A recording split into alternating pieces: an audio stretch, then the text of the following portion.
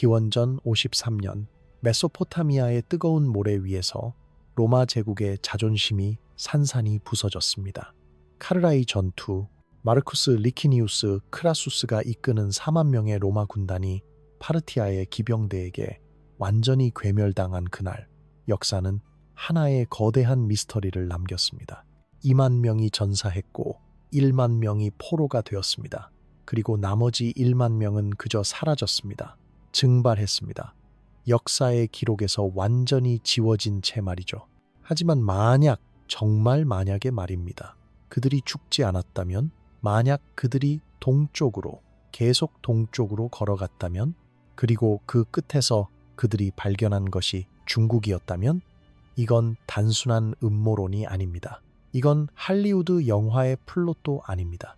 이건 실제로 일어났을 가능성이 있는, 아니 어쩌면 정말로 일어난 역사입니다. 중국, 간수성의 작은 마을 리엔, 여기 사는 사람들은 이상합니다. 너무 키가 큽니다. 눈이 푸르고 머리카락이 갈색이고 코가 높습니다. 이건 중국인의 전형적인 외모가 아닙니다. 그리고 이 마을의 성벽은 더 이상합니다. 로마식 건축 양식입니다. 중국 어디에서도 볼 수 없는 구조입니다. 그리고 가장 이상한 건 기원전 36년 중국 역사서에 등장하는 한 구절입니다. 물고기 비늘처럼 방패를 겹쳐든 병사들, 테스투도 로마 군단의 상징적인 전술입니다. 중국 땅에서 말이죠. 역사학자들은 수십 년 동안 이 문제로 싸워왔습니다. 한쪽에서는 우연의 일치라고 주장합니다. 다른 쪽에서는 증거는 명확하다고 맞섭니다. 하지만 2000년대 들어 DNA 검사 결과가 나오기 시작하면서 논쟁은 새로운 국면을 맞이했습니다. 리엔 마을 주민들의 유전자에서 지중 해계, 하플로그룹이 발견된 겁니다. 동아시아에서는 거의 존재하지 않는, 그러나 이탈리아와 그리스에서는 흔한 그 유전자 말입니다. 이건 단순한 실종 사건이 아닙니다. 이건 고대 세계화의 실제 사례입니다. 두 개의 거대한 제국이 서로의 존재조차 몰랐던 시대에 한 무리의 군인들이 지구의 절반을 가로질러 완전히 다른 문명 속으로 흡수된 이야기입니다. 그리고 그들은 거기서 죽지 않았습니다. 그들은 적응했습니다. 진화했습니다. 그리고 결국에는 그들이 도착한 그 제국의 일부가 되었습니다. 오늘 우리는 그 여정을 따라갈 겁니다.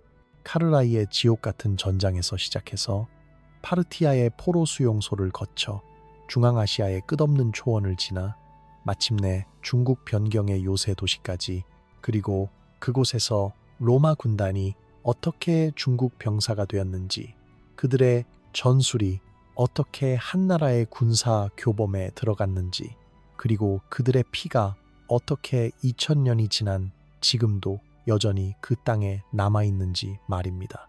카르라이는 크라수스의 오만함이 빚어낸 재앙이었습니다. 그는 로마의 삼두 정치를 구성한 세 거물 중 하나였습니다. 폼페이우스에게는 군사적 영광이 있었고 카이사르에게는 갈리아 정복이 있었습니다. 크라수스에게는 돈만 있었습니다. 그래서 그는 영광이 필요했습니다. 군사적 승리가 필요했습니다. 그리고 파르티아는 완벽한 타깃처럼 보였습니다. 동방의 부유한 제국, 로마의 레기온 앞에서는 무너질 것 같은 그 제국 말입니다. 그는 틀렸습니다. 완전히 비극적으로 틀렸습니다. 기원전 53년 5월, 카르라이 근처의 메소포타미아 평원에서 크라수스의 4만 군단은 파르티아의 기병대와 마주쳤습니다. 로마군은 중장보병 중심이었습니다. 육중한 갑옷, 큰 방패, 짧은 검, 밀집대형을 이루고 전진하면서 적을 압도하는 전술입니다. 하지만 파르티아는 다른 방식으로 싸웠습니다. 그들은 기병이었습니다. 가벼운 갑옷을 입고 말을 탄 궁수들이었습니다. 그들은 접근하지 않았습니다. 그저 원을 그리면서 화살을 쏟아부었습니다.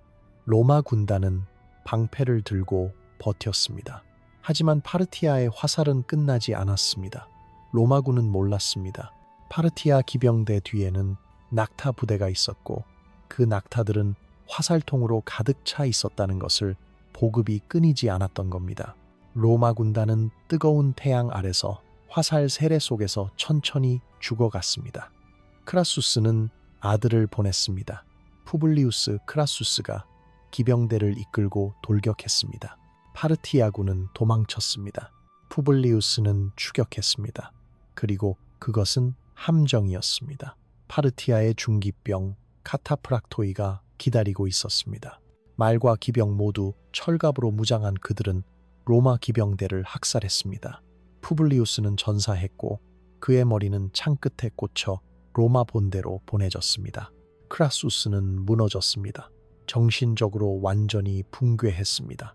그의 군대도 무너졌습니다. 2만 명이 죽었습니다. 사막의 모래는 로마인의 피로 젖었습니다. 1만 명이 포로가 되었습니다. 그리고 나머지 1만 명은 그저 사라졌습니다. 공식 기록에는 전사 또는 실종이라고만 적혀 있습니다. 하지만 그들은 어디로 갔을까요? 로마로 돌아가지 못했습니다. 시리아에서도 발견되지 않았습니다. 그들은 동쪽으로 갔습니다. 왜냐하면 서쪽으로 가는 길은 막혀 있었고 남쪽은 사막이었고 북쪽은 산맥이었기 때문입니다. 동쪽만이 유일한 선택지였습니다. 파르티아는 포로들을 죽이지 않았습니다. 이건 중요한 포인트입니다. 왜 안 죽였을까요? 로마 군단은 귀중한 자산이었기 때문입니다. 그들은 뛰어난 건축가였습니다. 요새를 지을 줄 알았습니다. 도로를 만들 줄 알았습니다. 그리고 가장 중요한 것은 그들은 훈련된 군인이었습니다. 파르티아 제국은 넓었습니다. 너무 넓었습니다. 동쪽 변경에는 항상 문제가 있었습니다. 유목민들이 끊임없이 침입했습니다. 그래서 파르티아는 포로들을 동쪽으로 보냈습니다. 변경 수비대로 쓰기 위해서였습니다. 로마 병사들은 카스피해를 지나 동쪽으로 이동했습니다. 수천 킬로미터를 걸었습니다. 그들은 더 이상 로마군이 아니었습니다. 그들은 포로였고 노예였고 그저 살아남기 위해 발버둥 치는 사람들이었습니다. 하지만 그들에게는 여전히 기술이 있었습니다. 조직력이 있었습니다. 그리고 가장 중요한 것은 생존 본능이 있었습니다. 파르티아의 동쪽 변경, 오늘날의 투르크메니스탄과 우즈베키스탄 지역에서 그들은 멈췄습니다. 여기가 그들의 새로운 집이 되었습니다. 적어도 당분간은 말입니다. 그들은 요새를 지었습니다. 로마식 요새를. 사각형 레이아웃, 정확한 측량, 튼튼한 성벽. 파르티아 사령관들은 감탄했습니다. 이 서방 야만인들은 건축에 있어서는 천재였습니다. 그리고 전투에 있어서도 여전히 쓸모가 있었습니다. 유목민 기병대가 공격해 올 때마다 로마 군단은 테스투도를 형성했습니다. 방패를 위로, 옆으로, 앞으로 겹쳐서 완벽한 거북이 형태를 만드는 전술입니다. 화살은 통과하지 못했습니다. 기병의 돌격도 막아냈습니다. 파르티아는 깨달았습니다. 이 전술은 유용하다고. 하지만 로마 병사들은 변했습니다. 그들은 현지 여성들과 결혼했습니다. 아이들이 태어났습니다. 혼혈 아이들이었습니다. 로마 군단의 전통은 아버지에게서 아들에게로 전해졌지만 언어는 변했습니다. 그들은 파르티아어를 배웠습니다. 소그드어를 배웠습니다. 라틴어는 점점 사라졌습니다. 20년이 지나고 30년이 지나면서 그들은 더 이상 로마인이 아니게 되었습니다. 그들은 중앙아시아인이 되었습니다. 하지만 그들의 전술은 남았습니다. 그들의 건축 기술은 남았습니다. 그리고 그들의 유전자는 남았습니다. 그리고 바로 이 시점에서 역사는 또 다른 전환점을 맞이합니다. 기원전 36년 한 나라의 장군 진탕이 흉노족의 지지 세력을 공격하기 위해 서역으로 원정을 떠났습니다. 그의 목표는 정저성, 오늘날의 타라즈 근처에 있던 요새 도시였습니다. 그리고 그곳에서 진탕은 이상한 것을 목격했습니다. 중국 역사서 한서는 이렇게 기록합니다. 성 밖에서 100여 명의 병사들이 진을 쳤는데 그들은 나무로 된 울타리를 세우고 방패를 물고기 비늘처럼 겹쳐서 들었다. 물고기 비늘처럼 겹친 방패. 이건 테스투도입니다. 로마 군단의 상징적인 전술입니다. 진탕은 이 병사들을 본 적이 없었습니다. 중국은 이런 전술을 쓰지 않았습니다. 흉노도 쓰지 않았습니다. 이건 완전히 낯선 것이었습니다. 그리고 진탕은 감탄했습니다. 이 방어 형태는 기병 공격에 엄청나게 효과적이었습니다. 화살도 막아냈습니다. 진탕은 이 병사들을 포로로 잡았습니다. 그리고 그들을 중국으로 데려갔습니다. 한서는 계속 이렇게 기록합니다. 진탕은 천여 명의 포로를 얻었는데 그중 일부는 특이한 전술을 사용하는 자들이었다. 이 특이한 전술을 사용하는 자들, 이 누구였을까요? 그들은 로마 군단의 후예였습니다. 아니, 정확히는 로마 군단 그 자체였을 가능성도 있습니다. 카르라이에서 포로가 된 지 17년이 지난 시점이었습니다. 생존자들은 40대 초반이었을 겁니다. 여전히 싸울 수 있는 나이였습니다. 그리고 그들은 여전히 로마식 전술을 기억하고 있었습니다. 진탕은 이 병사들을 한나라의 서북 변경에 정착시켰습니다. 왜냐하면 한나라도 똑같은 문제를 겪고 있었기 때문입니다. 흉노족의 끊임없는 침입, 넓은 변경선, 부족한 병력, 그리고 이 서방에서 온 병사들은 완벽한 해결책처럼 보였습니다. 그들은 요새를 지을 줄 알았습니다. 방어 전술을 알았습니다. 그리고 그들은 갈 곳이 없었습니다. 로마는 너무 멀었습니다. 파르티아는 적이었습니다. 중국만이 그들에게 새로운 집을 제공할 수 있었습니다.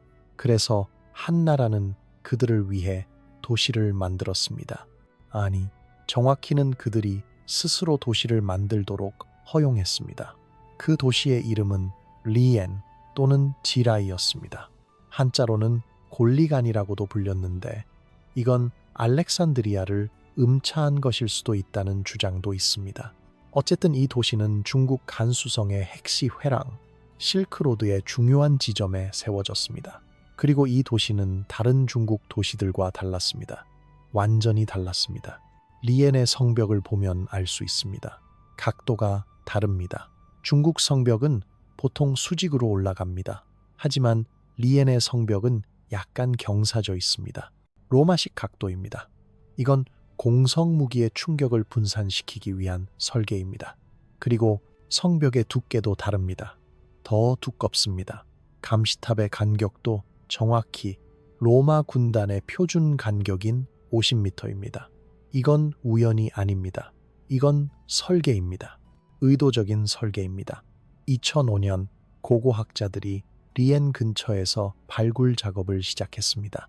그들은 성벽의 기초를 조사했습니다. 그리고 그곳에서 이상한 것을 발견했습니다. 중국에서는 존재하지 않는 건축 재료였습니다. 로마식 콘크리트의 흔적이었습니다. 중국은 콘크리트를 사용하지 않았습니다. 중국은 흙과 나무와 돌을 사용했습니다. 하지만 로마는 콘크리트를 사용했습니다. 화산재와 석회를 섞어서 만든 물속에서도 굳는 그 놀라운 재료를 말입니다. 그리고 그 재료의 흔적이 중국 땅에서 발견된 겁니다. 더 많은 증거가 나왔습니다. 청동 장식이 출토되었는데 그 스타일은 중국식이 아니었습니다. 그리스, 로마식이었습니다. 인체의 비례가 달랐습니다. 중국 예술은 보통 상징적이고 양식화되어 있습니다. 하지만 이 청동 장식들은 사실적이었습니다. 근육의 표현, 얼굴의 세밀함, 이건 지중해 예술의 특징입니다. 그리고 무기들도 출토되었습니다. 중국식 검에 로마식 금속 장식이 결합된 형태였습니다. 두 문화의 융합이었습니다. 무덤도 이상했습니다. 중국식 묘실 구조를 가지고 있었지만 부장품은 혼합되어 있었습니다.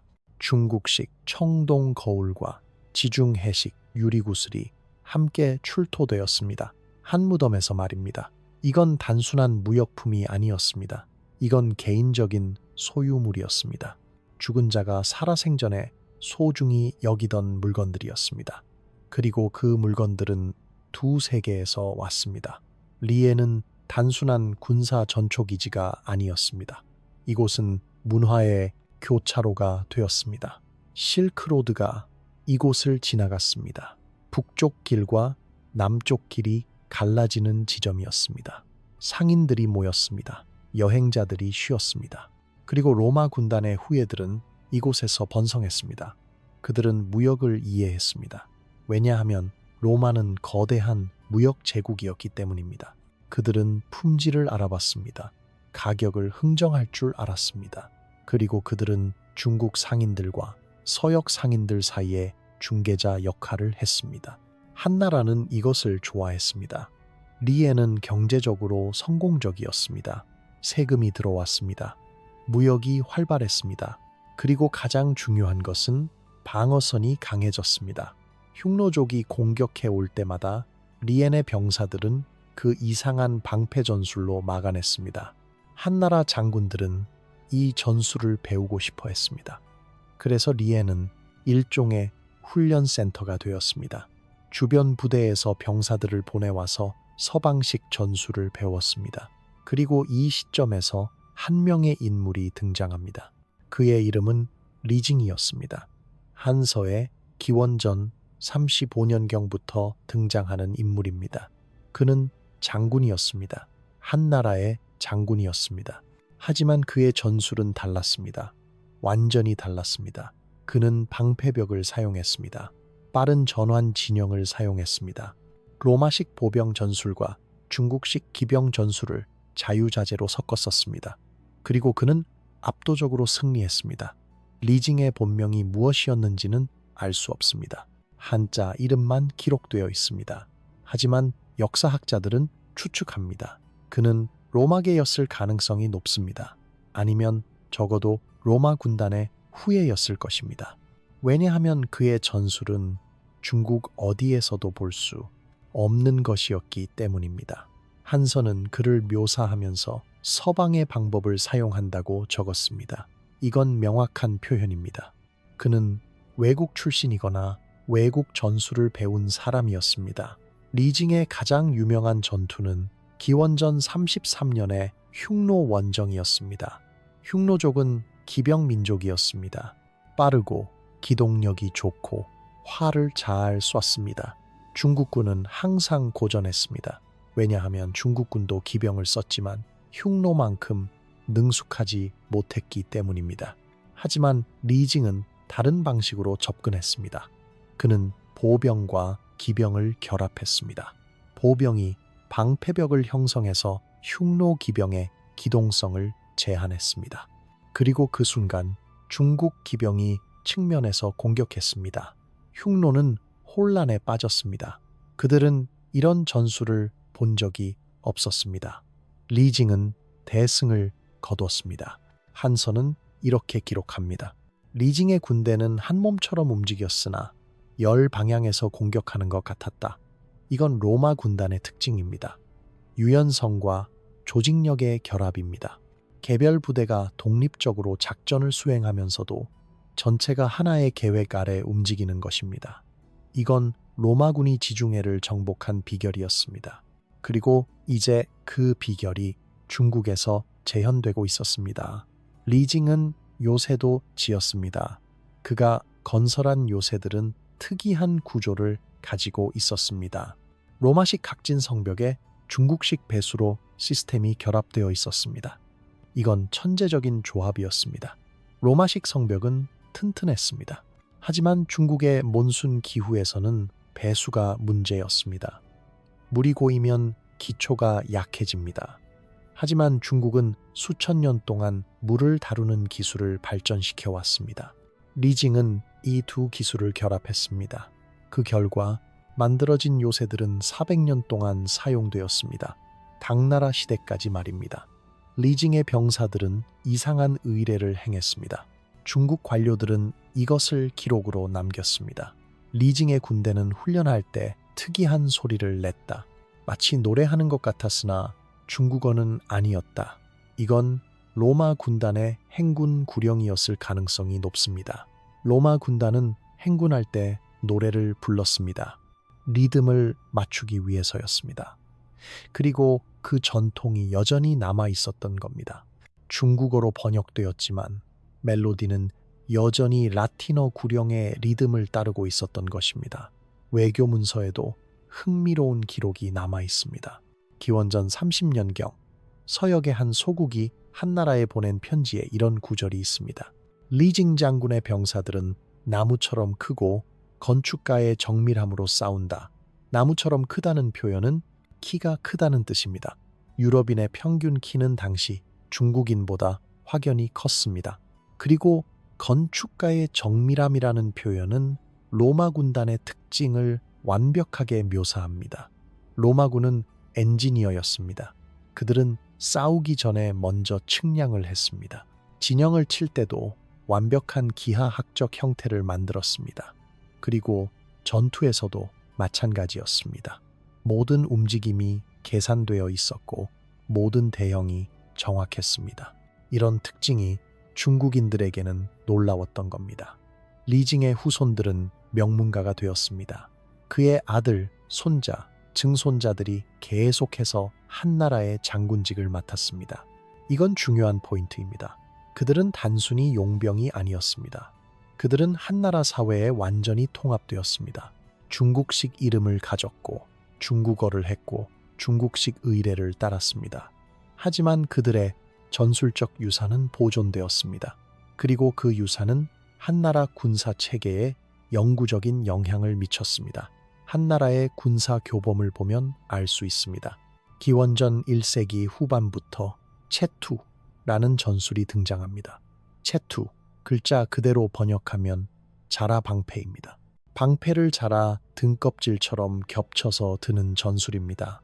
이건 테스투도의 직역입니다. 테스투도도 라틴어로 거북이를 의미합니다. 같은 개념입니다. 완전히 같은 개념입니다. 그리고 이 전술은 한나라 군대에 정식으로 채택되었습니다. 흉노 기병대를 상대할 때의 표준 방어 전술이 되었습니다.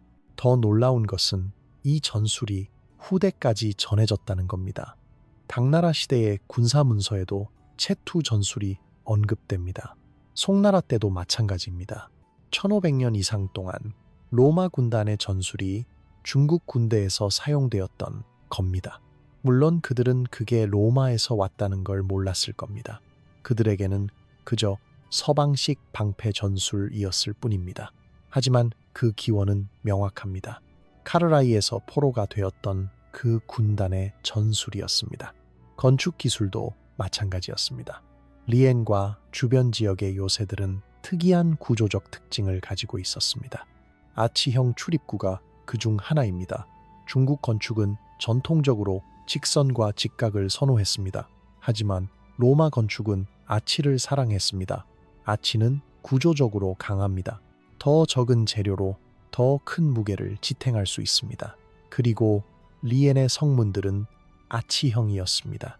이건 명백히 로마의 영향이었습니다. 지하 수로 시스템도 흥미롭습니다. 고고학자들이 리엔 아래에서 발견한 수로는 로마식 설계를 따르고 있었습니다. 경사각이 정확했습니다. 로마는 수로 건설의 대가였습니다. 그들은 수백 킬로미터에 걸쳐 물을 운반하는 수로를 만들었습니다. 그리고 그 기술의 핵심은 정확한 경사각이었습니다. 너무 가파르면 물이 너무 빨리 흘러서 수로가 침식됩니다. 너무 완만하면 물이 고입니다. 완벽한 각도를 찾아야 했습니다. 그리고 리엔의 수로는 그 완벽한 각도를 가지고 있었습니다. 농업 기술도 변했습니다. 핵시 회랑은 건조한 지역입니다. 물이 귀합니다.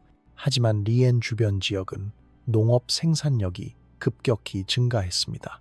왜일까요? 로마식 관계 기술이 도입되었기 때문입니다. 로마는 지중해의 건조한 지역에서 농업을 발전시킨 경험이 있었습니다. 저수조, 관계수로, 물 배분 시스템, 이 모든 것이 리엔에 적용되었습니다. 그리고 중국의 수리 기술과 결합되면서 더욱 효율적인 시스템이 탄생했습니다. 예술에서도 융합이 일어났습니다. 한대 후기의 청동 조각들을 보면 이상한 특징들이 나타납니다. 인체 비례가 변했습니다. 더 사실적이 되었습니다. 근육의 표현이 정밀해졌습니다. 이건 그리스, 로마 예술의 영향입니다. 중국 예술가들이 리엔의 장인들과 교류하면서 새로운 기법을 배웠던 겁니다. 물론 이건 중국 예술을 완전히 바꾸지는 못했습니다. 중국 예술은 여전히 중국적이었습니다. 하지만 미묘한 변화가 있었습니다. 새로운 기법이 추가되었습니다. 언어에서도 흔적이 남았습니다. 중국어의 일부 군사 용어는 어원이 불분명합니다. 한자로 적혀 있지만 그 발음은 중국어 음운 체계와 맞지 않습니다. 언어학자들은 이것이 외래어를 음차한 것일 가능성을 제기합니다. 그리고 일부 용어는 라틴어나 그리스어와 유사한 발음을 가지고 있습니다. 확실한 증거는 아닙니다. 하지만 가능성은 있습니다. 군사 용어는 직접적인 접촉을 통해 전파되기 때문입니다. 그리고 가장 결정적인 증거는 DNA였습니다. 2000년대 초반 중국과 영국의 공동 연구팀이 리엔 마을을 조사했습니다. 그들이 발견한 것은 놀라웠습니다. 마을 주민들 중 상당수가 유럽계 외모를 가지고 있었습니다. 키가 컸습니다. 평균 키가 중국 평균보다 10cm 이상 컸습니다. 머리카락이 갈색이거나 금색인 사람들이 있었습니다. 눈동자가 푸르거나 녹색인 사람들이 있었습니다. 코가 높았습니다. 얼굴 구조가 달랐습니다. 연구팀은 DNA 샘플을 채취했습니다. 그리고 분석 결과 충격적인 사실이 드러났습니다. 마을 주민들의 Y 염색체 하플로그룹 중 상당수가 R1a와 R1b였습니다. 이건 동아시아에서는 극히 드문 유전자형입니다. 동아시아의 주류 하플로그룹은 O입니다. 하지만 R1a와 R1b는 유럽과 중동에서 흔합니다. 특히 R1b는 이탈리아, 스페인, 프랑스에서 가장 흔한 유전자형입니다. 로마 제국의 핵심 지역들입니다. 더 자세한 분석이 이어졌습니다. 미토콘드리아 DNA도 조사했습니다. 이건 모계를 따라 전해지는 유전자입니다. 그리고 여기서도 흥미로운 패턴이 나타났습니다. 미토콘드리아 DNA는 대부분 동아시아계였습니다. 이게 의미하는 바는 명확합니다. 서방에서 온 남성들이 현지 여성들과 결혼했다는 겁니다. 그리고 그들의 후손이 계속해서 현지 여성들과 결혼했습니다. 하지만 북의 혈통은 보존되었습니다. 아버지에서 아들로 이어지는 Y 염색체를 통해서 말입니다. 연구팀은 또 다른 증거를 찾았습니다. 혈액형 분포가 이상했습니다. 리엔 마을에서는 A형과 B형의 비율이 주변 중국 지역과 달랐습니다. 그리고 특정한 유전 질환의 발생률도 달랐습니다. 지중해성 빈혈의 변이형이 발견되었습니다. 이건 지중해 지역에서 흔한 유전 질환입니다. 말라리아에 대한 저항력을 제공하지만 특정 조건에서는 빈혈을 일으킵니다. 그리고 이 질환이 중국 내륙의 건조한 지역에서 발견된 겁니다. 말라리아도 없는 지역에서 말입니다. 이건 명백히 외부에서 유입된 유전자였습니다. 고대 유골도 분석되었습니다. 한 대의 무덤에서 출토된 유골들이었습니다. 그리고 이 유골들은 특이한 특징을 가지고 있었습니다. 팔다리가 길었습니다. 특히 대퇴골의 비율이 동아시아인과 달랐습니다. 더 길고 곧았습니다.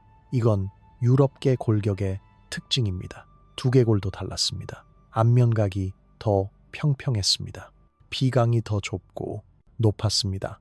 치아 구조도 서양형이었습니다. 특히 앞니의 형태가 동아시아인과 확연히 달랐습니다.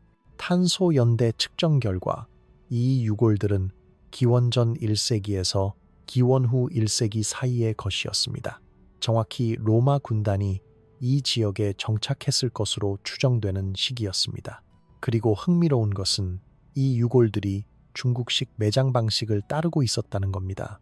중국식 관에 묻혀 있었고 중국식 부장품과 함께 있었습니다. 하지만 유골 자체는 유럽계였습니다. 이건 문화적 동화를 보여주는 완벽한 예였습니다. 외모는 서양인이지만 생활 방식은 중국인이었던 것입니다. 2010년대 들어 더 정교한 DNA 분석 기술이 도입되었습니다. 고대 DNA 추출 기술이 발전하면서 유골에서 직접 DNA를 추출할 수 있게 되었습니다. 그리고 분석 결과는 이전의 가설을 더욱 강화했습니다. 한대 유골의 DNA는 명백히 유럽, 중동 혼합형이었습니다. 그리고 시간이 지나면서 점점 더 동아시아 DNA의 비율이 증가했습니다. 이건 혼혈이 계속되었다는 증거였습니다. 고립된 집단이 아니라 계속해서 주변 인구와 통합되는 집단이었던 겁니다. 하지만 Y 염색체는 보존되었습니다. 이게 핵심입니다. 북의 혈통이 유지되었다는 것은 사회적 지위가 보존되었다는 의미입니다. 이 서방 출신 가문들은 세대를 거쳐 여전히 중요한 위치를 차지했습니다. 군사 엘리트로서, 기술자로서, 무역업자로서 말입니다. 그들의 특수한 능력이 가치를 인정받았고, 그래서 그들의 혈통이 보존될 수 있었던 겁니다. 2018년 또 다른 중요한 발견이 있었습니다. 리엔에서 약 50km 떨어진 용창 지역에서 대규모 유적이 발굴되었습니다. 지표 투과 레이더를 사용한 조사에서 지하에 거대한 구조물이 있다는 것이 확인되었습니다. 그리고 발굴 결과 그것은 군사 캠프였습니다. 로마식 군사 캠프였습니다. 로마 군단의 캠프는 표준화되어 있었습니다. 어디를 가든 같은 구조였습니다. 직사각형 형태의 4개의 출입구가 있고 중앙에 지휘부가 있고 주변에 병영이 배치되는 구조였습니다. 그리고 용창의 유적은 정확히 이 구조를 따르고 있었습니다. 크기도 맞았습니다. 로마 군단 캠프의 표준 크기는 약 500m x 350m였습니다. 용창 유적은 480m x 340m였습니다. 거의 정확히 일치했습니다. 발굴이 진행되면서 더 많은 증거가 나왔습니다. 건물의 기초가 로마식이었습니다. 하지만 건물 자체는 중국식 목조 건축이었습니다. 이건 완벽한 융합이었습니다. 로마식 설계와 배치에 중국식 건축 재료와 기법이 결합된 것입니다. 왜 이렇게 했을까요? 아마도 실용적인 이유였을 겁니다. 로마식 석조 건축은 이 지역에서 재료를 구하기 어려웠을 겁니다. 하지만 목재는 충분했습니다. 그래서 그들은 적응했습니다. 구조는 로마식으로 유지하면서 건축 방법은 중국식을 받아들인 겁니다. 유물들도 흥미로웠습니다. 로마식 동전이 발견되었습니다. 하지만 중국식 동전과 함께 같은 층위에서 나왔습니다. 이건 두 화폐 시스템이 동시에 사용되었다는 의미입니다. 아마도 내부 거래는 로마식 동전으로, 외부 거래는 중국식 동전으로 이루어졌을 것입니다. 무기도 발견되었습니다. 검과 창촉이었는데 합금 성분이 독특했습니다. 지중해식 청동 배합이었습니다. 중국 청동과는 비율이 달랐습니다. 주석의 함량이 더 높았고 납의 함량이 더 낮았습니다. 이건 로마, 제국에서 사용되던 표준 배합이었습니다. 생활용품도 출토되었습니다. 도자기가 있었는데 형태가 혼합형이었습니다. 그리스, 로마식 암포라의 형태를 가지고 있었지만 중국식 문양으로 장식되어 있었습니다. 요리 도구도 있었는데 서양식 프라이팬 형태의 청동 조리기구와 중국식 찜기가 함께 발견되었습니다. 이건 식단이 혼합되었다는 증거입니다. 그들은 여전히 서양식 요리를 만들었지만 동시에 중국식 요리도 먹었던 겁니다. 가장 감동적인 발견은 개인적인 물건들이었습니다. 한 건물의 구석에서 작은 청동 메달이 발견되었습니다. 한쪽 면에는 로마식 독수리가 새겨져 있었고 다른 면에는 중국식 용이 새겨져 있었습니다. 이건 개인이 주문 제작한 것이 분명했습니다. 누군가의 정체성을 상징하는 물건이었습니다. 로마인이면서 동시에 중국인인 그 사람의 정체성 말입니다. 또 다른 건물에서는 편지가 발견되었습니다. 아니, 정확히는 편지의 흔적이었습니다. 나무 조각에 글자가 새겨져 있었는데 대부분은 부식되어 읽을 수 없었습니다. 하지만 일부 글자는 판독이 가능했습니다. 그리고 그 글자들은 놀라웠습니다. 라틴 문자였습니다. 중국 땅에서 한 대의 유적에서 라틴 문자가 발견된 겁니다.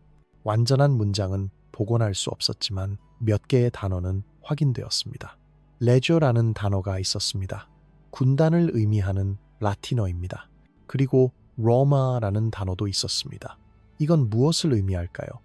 그들은 여전히 자신들을 로마인으로 기억하고 있었다는 겁니다.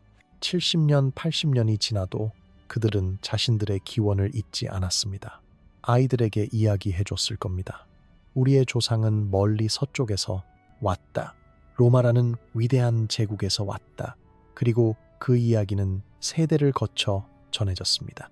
문자로도 기록되었습니다. 비록 그 문자를 읽을 수 있는 사람이 점점 줄어들었겠지만 말입니다. 하지만 동시에 그들은 중국인이 되었습니다. 이게 역설입니다. 그들은 로마인이라는 정체성을 유지하면서도 중국 사회에 완전히 통합되었습니다. 중국어를 했습니다. 중국식 이름을 가졌습니다. 중국식 옷을 입었습니다. 중국식 의례를 따랐습니다. 그들의 아이들은 중국 학교에서 공부했습니다. 유교 경전을 암송했습니다. 과거 시험을 봤습니다. 그리고 관료가 되었습니다. 장군이 되었습니다. 이건 고대 세계에서는 드문 일이었습니다. 보통 정복당한 민족은 저항하거나 동화되거나 둘 중 하나였습니다. 하지만 이 경우는 달랐습니다. 그들은 정복당하지도 않았고 완전히 동화되지도 않았습니다. 그들은 새로운 정체성을 만들어냈습니다. 로마, 중국 혼합 정체성이었습니다. 그리고 이 정체성은 성공적이었습니다. 왜냐하면 그들은 두 세계의 장점을 모두 가지고 있었기 때문입니다. 군사적으로는 로마의 전술과 중국의 전략을 결합했습니다. 로마의 조직력과 규율, 그리고 중국의 유연성과 적응력이 만났습니다. 경제적으로는 로마의 무역 네트워크 지식과 중국의 생산력이 결합했습니다. 그들은 실크로드의 양쪽 끝을 이해하는 유일한 사람들이었습니다. 문화적으로는 두 위대한 문명의 예술과 건축과 사상을 접할 수 있었습니다. 그리고 이 모든 것의 중심에는 리엔이 있었습니다. 작은 요새 도시였지만 그 영향력은 거대했습니다. 리엔에서 훈련받은 병사들이 한나라 전역으로 퍼져나갔습니다. 리엔에서 개발된 전술이 군사 교범에 들어갔습니다. 리엔에서 만들어진 무기가 다른 지역으로 수출되었습니다. 리엔의 건축가들이 다른 도시의 성벽을 설계했습니다. 리엔은 또한 문화 교류의 중심지였습니다. 서역에서 온 상인들이 리엔에서 쉬었습니다.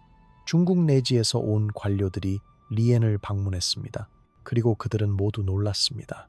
이 이상한 도시에서 동양과 서양이 만나고 있었기 때문입니다. 로마식 성벽과 중국식 기와지붕이 공존했습니다. 라틴어 구령과 중국어 명령이 함께 들렸습니다. 올리브유와 간장이 같은 시장에서 팔렸습니다. 그리고 이 모든 것이 작동했습니다. 왜일까요? 실용주의 때문이었습니다. 로마인들은 실용적이었습니다. 그들은 효과가 있으면 받아들였습니다. 중국식 배수로 시스템이 더 좋으면 그걸 사용했습니다. 중국식 화리더 효과적이면 그걸 사용했습니다. 그들은 자존심 때문에 비효율을 고집하지 않았습니다. 그리고 중국인들도 마찬가지였습니다. 로마식 성벽이 더 튼튼하면 그걸 만들었습니다. 로마식 전술이 흉노에게 더 효과적이면 그걸 배웠습니다. 이런 실용주의가 융합을 가능하게 했습니다. 그리고 그 융합은 양쪽 모두를 더 강하게 만들었습니다. 한나라는 더 강력한 방어 체계를 갖추게 되었습니다. 실크로드는 더 안전해졌습니다. 무역이 증가했습니다. 경제가 성장했습니다. 그리고 로마 군단의 후예들은 새로운 집을 찾았습니다. 생존을 넘어서 번영을 이룬 겁니다. 하지만 시간이 흐르면서 그들의 로마적 특징은 점점 희미해졌습니다. 3세대, 4세대가 지나면서 라틴어를 아는 사람이 사라졌습니다. 로마식 의례를 기억하는 사람도 사라졌습니다. 남은 것은 전술과 건축 기법과 DNA뿐이었습니다. 그리고 희미한 전설이었습니다. 우리의 조상은 서쪽에서 왔다는 이야기 말입니다. 당나라 시대의 문헌에도 리엔에 대한 언급이 있습니다. 서역인의 후예가 사는 마을이라고 적혀 있습니다. 하지만 그들이 구체적으로 어디에서 왔는지는 명시되어 있지 않습니다. 그저 서역이라고만 되어 있습니다. 로마는 이미 잊혀진 이름이 되었습니다. 송나라 시대에는 리엔이 그저 하나의 평범한 중국 마을이 되었습니다. 특별할 것 없는 간수성의 수많은 마을 중 하나가 된 겁니다. 그리고 세월이 흘렀습니다. 원나라, 명나라, 청나라를 거치면서 리엔의 특별한 역사는 완전히 잊혀졌습니다. 마을 사람들조차 자신들의 기원을 몰랐습니다. 그저 조상들이 서쪽에서 왔다는 모호한 전설만 남았을 뿐입니다. 하지만 그들의 외모는 여전히 달랐습니다. 키가 크고 코가 높고 때로는 눈이 푸른 아이들이 태어났습니다. 마을 사람들은 이것을 이상하게 생각하지 않았습니다. 그저 그런 것이었습니다. 우리 마을의 특징이었습니다. 20세기가 되어서야 역사학자들이 이 미스터리에 주목하기 시작했습니다. 1940년대 영국의 한 역사학자가 한서를 읽다가 물고기 비늘 방패 구절을 발견했습니다. 그는 즉시 이것이 로마 군단의 테스투도일 가능성을 제기했습니다. 하지만 당시에는 증거가 부족했습니다. 그저 흥미로운 가설일 뿐이었습니다. 1950년대와 60년대 중국의 고고학자들이 간수성에서 발굴 작업을 시작했습니다. 그리고 그들은 이상한 유물들을 발견하기 시작했습니다. 로마식 청동 장식, 서양형 두개골, 그리고 중국에서는 볼 수 없는 건축 기법들이었습니다. 하지만 당시 중국은 문화 대혁명의 혼란 속에 있었고 이런 발견들은 제대로 연구되지 못했습니다. 보고서는 작성되었지만 서랍 속에 묻혀버렸습니다. 1980년대 개혁개방 이후 중국 학계가 국제사회와 다시 교류하기 시작하면서 상황이 변했습니다. 서양 학자들이 중국의 고고학 자료에 접근할 수 있게 되었습니다. 그리고 그들은 놀랐습니다. 이건 단순한 가설이 아니었습니다. 실제 물리적 증거가 있었던 겁니다. 1989년 호주의 한 역사학자가 리엔을 직접 방문했습니다. 그는 마을 사람들을 보고 충격을 받았습니다. 이 사람들은 중국인처럼 보이지 않는다고 그는 일기에 썼습니다. 1990년대에 들어서면서 로스트 레기온 이론은 학계의 뜨거운 논쟁거리가 되었습니다. 한쪽에서는 증거가 충분하다고 주장했습니다. 건축학적 증거, 역사적 기록, 그리고 주민들의 외모까지 모든 것이 일치한다고 말했습니다. 하지만 다른 쪽에서는 회의적이었습니다. 우연의 일치일 수 있다. 유사한 전술은 독립적으로도 발전할 수 있다. 외모의 차이는 다른 유목민 집단에서 유래했을 수 있다고 반박했습니다. 그리고 2000년 게임 체인저가 등장했습니다. DNA 검사였습니다. 란저우 대학교와 옥스퍼드 대학교의 공동 연구팀이 리엔 마을에서 DNA 샘플을 채취했습니다. 결과는 2005년에 발표되었습니다. 그리고 그것은 폭탄이었습니다. 마을 주민의 약 56%가 유럽계 Y 염색체 하플로 그룹을 가지고 있었던 겁니다. 이건 우연으로 설명할 수 없는 수치였습니다. 비평가들은 여전히 저항했습니다. 다른 유럽인 집단일 수 있다. 실크로드를 따라 많은 사람들이 이동했다. 소그드 상인일 수도 있고 투르크족일 수도 있다고 주장했습니다.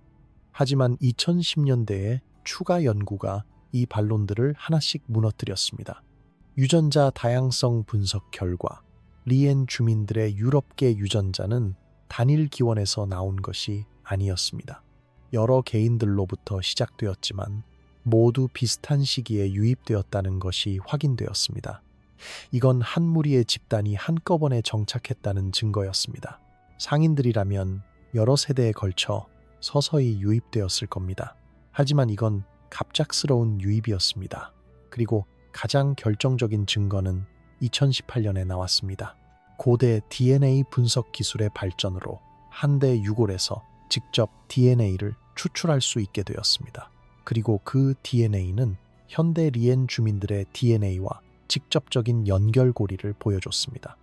게다가 연대 측정 결과 이 유골들은 기원전 36년에서 기원 후 10년 사이의 것이었습니다. 정확히 진탕이 서역 원정을 다녀온 시기와 일치했습니다. 이 시점에서 학계의 컨센서스가 형성되기 시작했습니다. 로마 군단이 중국에 왔다는 것은 더 이상 황당한 이론이 아니었습니다. 그것은 가능성이 높은 역사적 사실이었습니다.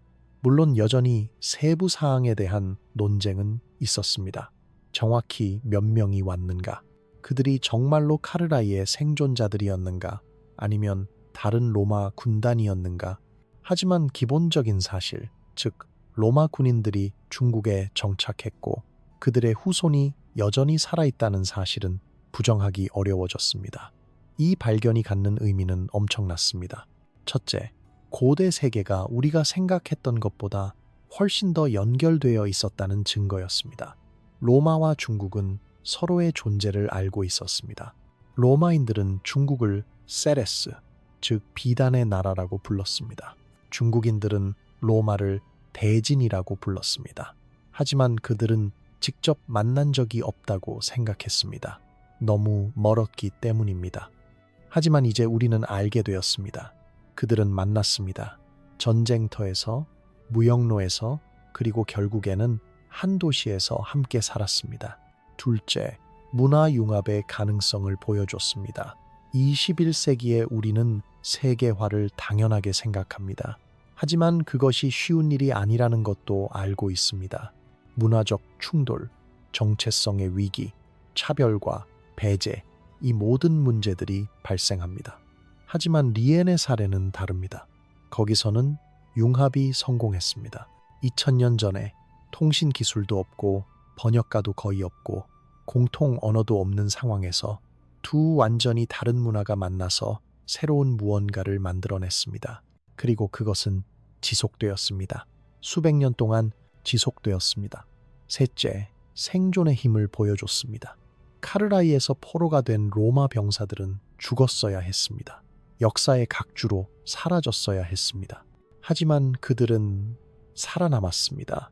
그들은 적응했습니다. 그들은 지구의 절반을 가로질러 걸어갔고 완전히 낯선 문명을 만났고 그곳에서 새로운 삶을 시작했습니다. 그들은 언어를 배웠고 가족을 만들었고 일자리를 찾았고 사회에 기여했습니다. 그리고 결국에는 그 사회의 일부가 되었습니다.